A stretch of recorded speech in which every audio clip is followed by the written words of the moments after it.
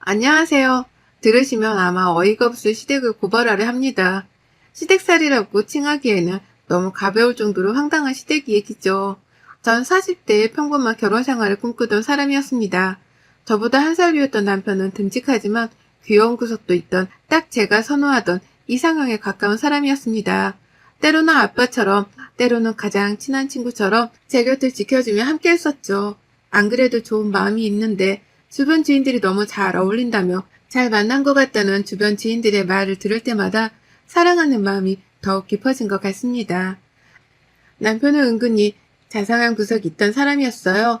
뭔가 로맨틱한 구석이 있다고나 할까요? 어느 날은 일에 치여서 지친 저에게 갑자기 꽃다발을 선물해 주기도 했고, 또 어느 날은 좋은 일이 생겨서 기분 좋은 저에게 당사자인 저보다 더 축하를 해주며 가끔은 행복함에 눈물까지 보이곤 했죠. 오히려 제가 더 무뚝뚝한 편이었고 남편이 더 감성적인 느낌이 많았습니다. 제게 늘 주기적으로 꽃다발을 선물했었는데 그런 그 사람의 노력에 고마운 마음에 보답하고자 제가 반대로 꽃다발을 선물한 적이 있어요. 남자에게 꽃 선물을 해본 게 처음이라 이게 괜히 엄청 떨리더라고요. 그렇게 꽃다발을 줬는데 그걸 봤더니 한방 웃음을 짓다 이어 눈물을 흘리는 사람입니다. 꽃말 하나하나가 적힌 작은 편지를 보며 이걸 사면서 꽃말까지 고민을 했을 제 모습이 떠올라서 너무 감동이었다고 하더군요. 이렇게 감성이 풍부했던 사람이었죠. 제가 나름 애교를 부려보려고 노력을 해보긴 했는데 남편의 과한 애교와 사랑스러운 모습들을 이길 수는 없었습니다. 지인들에게 이런 귀여운 면과 감성적인 면이 있다고 말하면 다들 믿어주질 않았죠. 왜냐면 외적인 모습은 정말 듬직한 남성 그 자체이니 말입니다. 생긴 것과 다른 행동들은 여기서 멈추지 않았어요. 직장 때문에 회사 근처에서 자취를 하던 저희 집에 자주 와서 이것저것 맛있는 음식도 해주곤 했습니다. 저는 요리에 영 소질이 없었는데 남편은 밑반찬부터 시작해서 어려운 요리들을 금세 뚝딱뚝딱 해내곤 했어요. 무엇보다 그 음식들이 제 입에 딱 맞아서 저희는 집밥 데이트도 즐겨 했답니다. 제가 한식이 먹고 싶으면 한식을 뚝딱 해줬고 양식이 땡긴다고 하면 양식을 뚝딱 해줬죠. 거짓말 하나 보태지 않고 남편이 만들어준 음식들이 너무 맛있어서 솔직히 배달을 시켜 먹기가 싫었어요. 남편은 힘들었겠지만 전 그게 훨씬 맛있더라고요. 그렇게 남편과는 평범한 그런 연애를 한 지 2년차가 되었을 때 결혼을 결심했습니다. 나이도 딱 적당한 나이였지만 저희 두 사람 모두 아이를 원했기에 조금은 서둘러서 결혼하고 싶은 마음도 있었어요.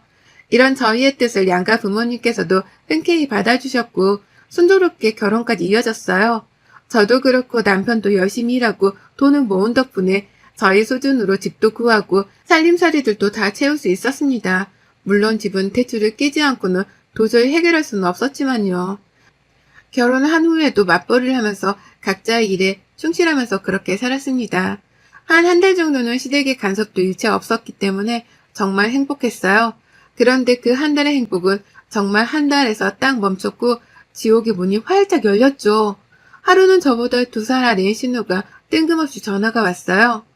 새언니, 저예요. 잘 지내죠? 아, 네, 아가씨. 저는 잘 지내고 있어요. 아가씨도 잘 지내시죠? 네, 언니한테 부탁할 게 있어서 연락했거든요. 제가 이번 주말에 시댁 그 형님이 보자고 하셔서 형님네 들렸다가 시댁도 가야 하거든요. 아무래도 애들을 데리고 가기가 조금 그래서 언니한테 좀 부탁을 하려는데 괜찮죠? 우리 애들은 지들끼리 알아서 노니까 새언니가 밥 챙겨주고 뭐 잠자리만 봐주면 되거든요. 근데 제가 애들을 봐본 적이 없어서 난감하긴 하네요. 난감할 거 없다니까요. 애들이 알아서 다 해서 새언니가 할 것도 없어요. 그리고 제가 애들 뭐 챙겨야 할지 대충 적어서 줄 테니까 걱정 마요. 갑작스러운 신우의 요청에 당황스럽긴 했지만 형님을 보고 시댁까지 들려야 한다고 하는 거 보니 뭔 일이 있구나 싶어서 들어줬습니다. 그렇게 약속했던 주말이 왔고 신우의 애들이 6살, 4살 남자애들이라 조금 긴장이 되긴 했죠. 제 친구들 애들만 봐도 이 나이 때 남자애들의 파워가 장난 아닌 걸 대충은 알고 있었거든요. 그런데 하나도 아닌 둘이 오니까 긴장이 되더라고요. 아니나 다를까 시조카들은 아무리 말을 해도 듣지를 않았고 난리를 치며 온 집안을 누비고 다녔습니다. 제 아이들도 아니니 막 혼낼 수도 없고 그렇다고 마냥 오냐오냐 할 수도 없어서 미치겠더라고요. 그런데 더 열받은 건 본인 시조카들이 와서 제가 난감한 상태인 거 뻔히 알면서도 나몰라라 하면서 누워서 뒹굴고 있는 남편의 태도였죠. 지켜보다 화가 나서 남편을 방으로 데리고 들어가서 한마디 했습니다. 당신 TV만 보고 있으면 어떡해? 나 혼자 혁준이랑 혁수 보기가 너무 힘들잖아. 당신 조카들인데 나몰라라 하고 그러고 있어 지금? 내가 이렇게 애쓰고 있으면 어련히 나와서 도와줄 거라 생각했는데 이게 뭐야 쉬는 날. 정작 나는 쉬지도 못하고 있는데. 그냥 냅둬 알아서도 놀으라고. 지들끼리 애들끼리 노는 거지. 내가 뭐하고 놀겠어? 애들이 계속 놀아달라고 부추잖아. 귀찮으면 앞에 놀이터라도 가서 애들이랑 놀아주고 오던가. 아 귀찮아. 나도 주말에만 쉬는데 왜 그래 정말? 당신 조카들이 왔는데 왜 내가 모시고 당신이 쉬냐고. 정말 이럴 거야? 이렇게 나몰라라 하면서 무슨 애를 낳자는 거야? 얘 나오면 나만 독박 육아할 게 훤히 보이네? 남편이 그렇게 죽고 못 사는 시조카들인데 막상 반나절을 함께 있다 보니까 지친 건지 나몰라라 하는 태도를 보였죠. 마치 다른 사람을 보는 듯 했고 미래의 모습을 미리 보는 듯 했습니다. 과연 저렇게 이쁘다던 조카들이랑 노는 것도 귀찮은데 본인 자식이라고 다를까 싶은 생각이 들었어요. 애를 빨리 낳자고 노래를 부르던 남편이었고 저 역시 그렇게 하려고 했으나 남편의 태도를 보니 생각이 점점 바뀌게 되었죠. 그렇게 우여곡절 끝에 신우가 오면서 상황은 정리가 되었습니다. 남편과 싸운 건 아니었지만 기분이 좋지 않아서 괜히 서로 딱히 대화도 하지 않은 채 보냈어요.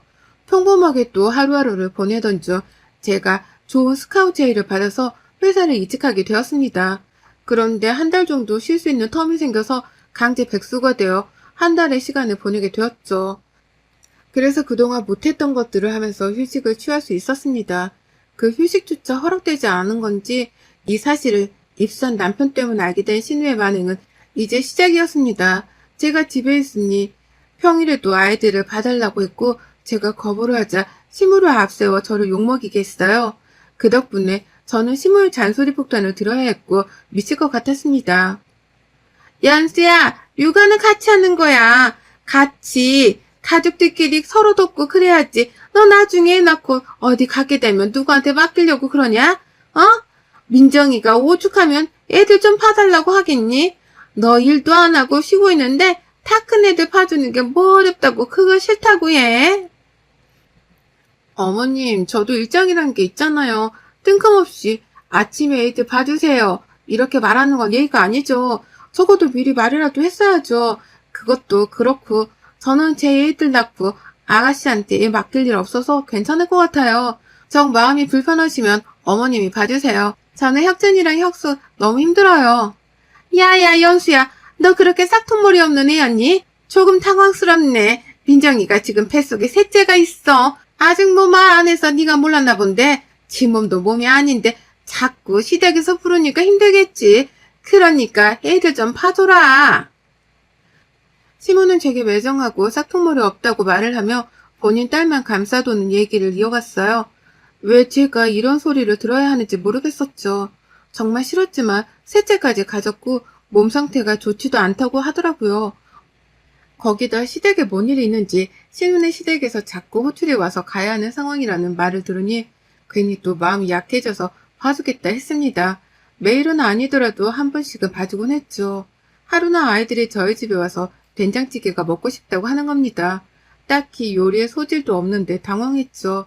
그러나 애들이 먹고 싶다는데 배달로 시킬 수도 없잖아요. 배달 음식은 자극적이라 먹이기도 조금 그랬죠. 결국 급히 마트에 가서 신선한 재료들을 사와서 아주 정성껏 애기 된장찌개 레시피를 검색해가면서 만들어서 먹였습니다. 다행인 건 애들이 너무 맛있게 먹어주는 거예요. 그 산만하고 시끄럽던 시조카들이 앉아서 찌개에 밥을 말아먹는 걸 보니 또 괜히 뿌듯한 마음이 들었습니다. 그렇게 찾아온 평화는 잠시뿐이었고 밥을 먹자마자 거의 집안을 날아다니더라고요. 제가 이렇게 아둥바둥할 때 남편은 애들이 와 있으니 빨리 오라고 하면 오히려 더 늦게 들어와서 저를 더 열받게 했습니다. 아이들을 신우에게 보내고 완전 뻗어서 잤고 그 다음날 아침에 눈을 떠서 핸드폰을 봤는데 깜짝 놀랐습니다. 신우와 시모에게 부재 중 톡 문자가 미친 듯이 와 있었어요. 어리둥절한 마음에 신우에게 전화를 걸었습니다. 그러자 미친 듯이 소리를 치며 말하더군요. 새언니 미쳤어요? 대체 애들한테 뭘 먹인 거요? 혁수 밤새 토하고 설사하고 난리도 아니었다고요. 네? 애들한테 준 게 된장찌개랑 요구르트 말고는 없는데 무슨 소리예요? 애들 찌개도 자극적일까봐 레시피 다 보고 만든 거고 재료도 마트 바로 가서 사온 건데 그럼 제가 지금 생사람 잡는다는 거예요? 대체 우리 혁수는 왜 아픈 건데요? 새언니 말고는 없잖아요. 순간 진짜 화가 머리끝까지 차오르더라고요. 물론 애가 아프니 흥분한 건 알겠는데 앞뒤 상황 파악도 안 하고 막무가내로 애봐준 제게 소리치며 말하니 열받더라고요. 저기요 아가씨, 지금 너무한 거 아니에요? 제가 뭘 먹인 게 없다고 똑똑히 말했죠. 애가 아파서 예민한 건 알겠는데 이게 지금 뭐 하는 거예요? 그럴 거면 엄마인 본인이 애를 직접 봐야지 어디 무서워서 애 봐주겠어요? 기껏 고생해서 애 봐주니까 돌아오는 말이 겨우 이런 거라면 누가 봐주고 싶겠어요? 저는 신우에게 확 지르고 전화를 끊었습니다. 이어 시모에게도 한 소리 들었어요.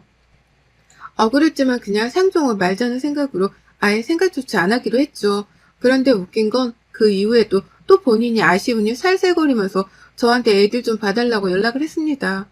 매번 시댁 때문이라고 말했는데 대체 어떤 시댁이 셋째까지 임신한 며느리를 매일같이 호출할까 싶었어요. 시댁이 아니면 형님이 부른다고 하는데 그걸 부른다고 곱게 갈 성격도 아닌데 왜 저렇게 끌려다닐까 싶었습니다. 새언니 미안한데 내일 모레 애들 좀 봐줘야 할 것 같아요. 형님이 갑자기 또 보자고 하셔서 가봐야 하거든요. 제가 저번에 말했죠. 절대 안 봐준다고. 알아서 하세요. 애초에 아가씨 애들이고 시댁 형님 만나는데 왜 애들을 두고 가려고 해요? 제가 없었으면 어떻게 하려고 했는데요? 자꾸 저한테 의지하지 말라니까요. 다 필요 없고 저 애들 봐주기 싫어요. 무슨 사정을 해도 2번 다시 안 봐줄 거니까 알아서 해요. 형님이 사정이 있어서 그래요. 새언니, 애들 데리고 갈 상황도 아니고 부탁 좀 할게요. 저번 일은 혁수가 너무 아프니까 제가 눈이 뒤집어서 그랬어요. 미안해요. 아가씨, 불편하니까 이런 전화도 그만하세요. 더 할 말 없으니 끊을게요. 저는 완강하게 거절했습니다. 그런데 전날 본인 애들을 데리고 왔고 전 황당해서 이게 뭐냐고 물었지만 신우이는 정신없이 애들에게 들어가라고 했죠. 또 신난 시조카들은 소리를 지르며 막 뛰어들어왔고 순식간에 아수라장이 되었습니다. 새언니 어쩔 수 없어서 데리고 왔어요. 잘 부탁해요. 그리고 애들 조심해야 할 거 제가 카톡으로 보낼 테니까 보고 참고해요. 한 10가지가 넘는 주의사항들이 있었습니다. 챙겨줘야 할 것들과 피할 것, 뭐 그런 것들이 적혀 있었는데 다 떠나서 미친 거 아닌가 싶었어요. 아무리 생각해도 열받아서 미치겠었죠. 당신 동생한테 전화해서 당장 애들 데리고 가라고 해. 안 그럼 집으로 내가 데려다 놓을 거라고. 이게 대체 뭐하는 똥매너야? 어?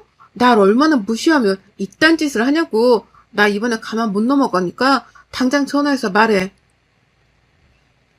둘 사이에 나 좀 냅둬. 왜 나한테 그래? 아, 나도 몰라. 딱 저 말을 듣는데 그냥 주둥이를 딱 한 대만 치고 싶다는 생각이 들었네요. 그렇게 저를 행복하게 해주기 위해서 애를 쓰던 남편의 모습은 대체 어디 간 건지 겨우 결혼 1년 차도 안 된 상황인데 이런다는 게 놀라웠습니다. 잡은 물고기에는 먹이를 주지 않는다더니 벌써 잡은 물고기가 된 건가 싶었죠. 어쩌면 아직 아이가 없는 게 정말 다행이구나 싶었던 게 진지하게 이혼 생각까지 했어요. 저렇게 가진 고생은 제가 다 했는데 신우는 본인 엄마인 제 시모에게 뭐라고 말을 전달했는지 시모는 제게 전화로 난리를 쳤습니다. 너는 애가 왜 그러냐 대체? 어? 시조카들 좀 봐주는 걸로 온 집안에 들쑤시고 난리를 치고 자빠져 있네. 저는 더 이상 못 참고 터뜨렸습니다. 제가 뭘 그렇게 잘못했는데요? 말씀 좀 해보세요. 제 애들도 아니고 신우애를 일주일에 셀 수도 없이 봐주는 사람이 어딨어요.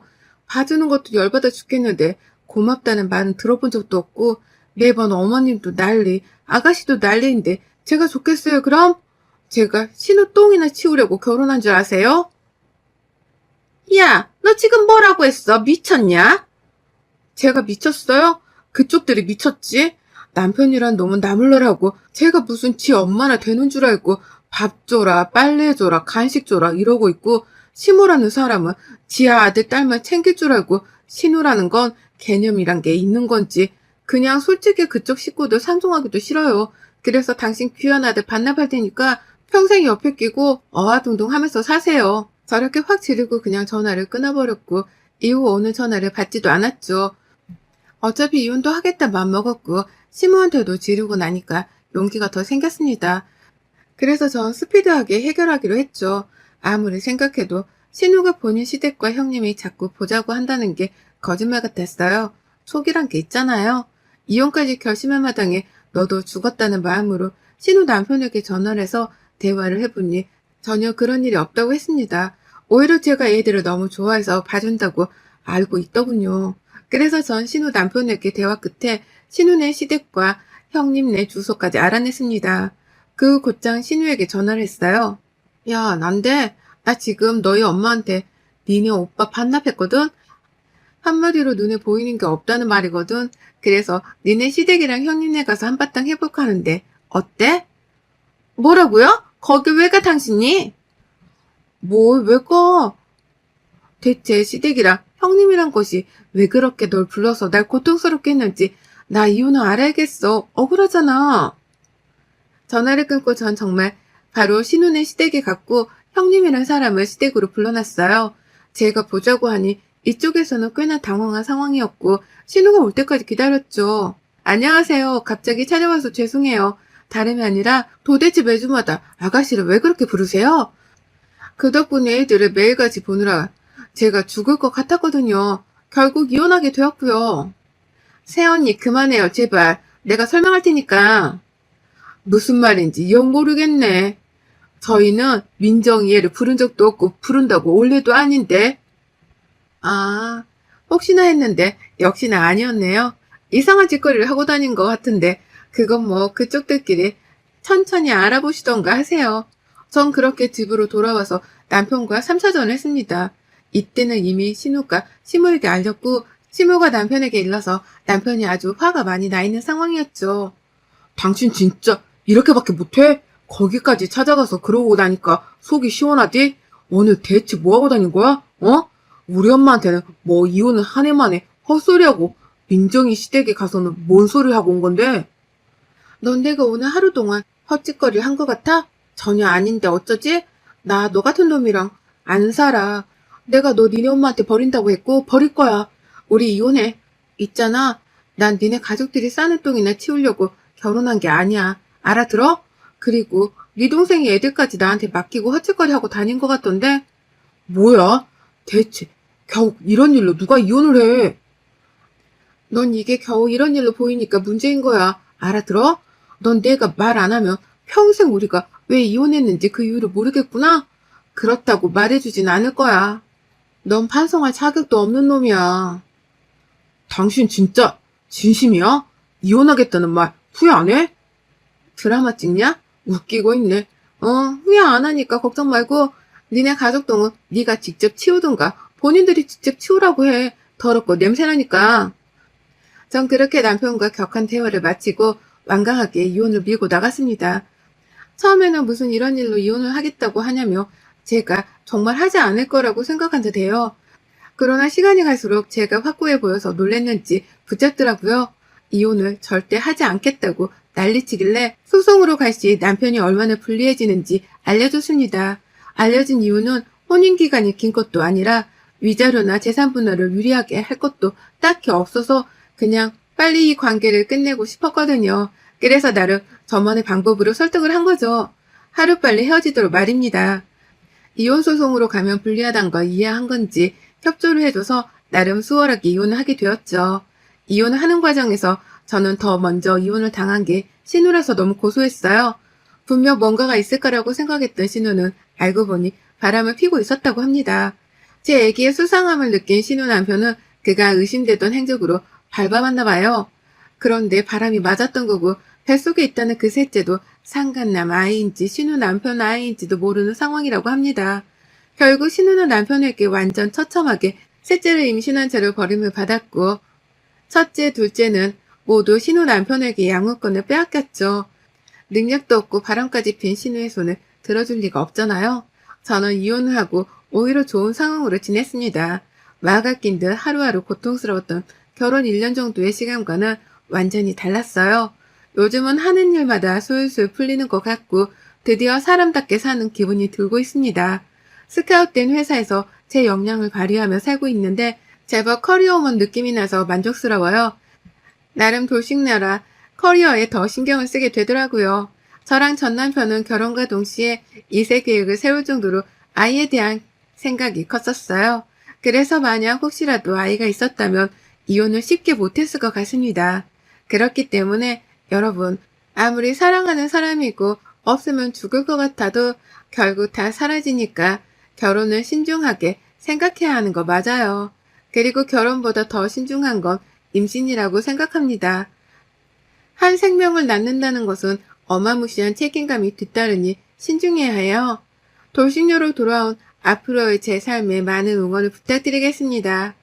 여러분의 생각은 댓글로 남겨주세요. 오늘도 시청해 주셔서 정말 감사합니다.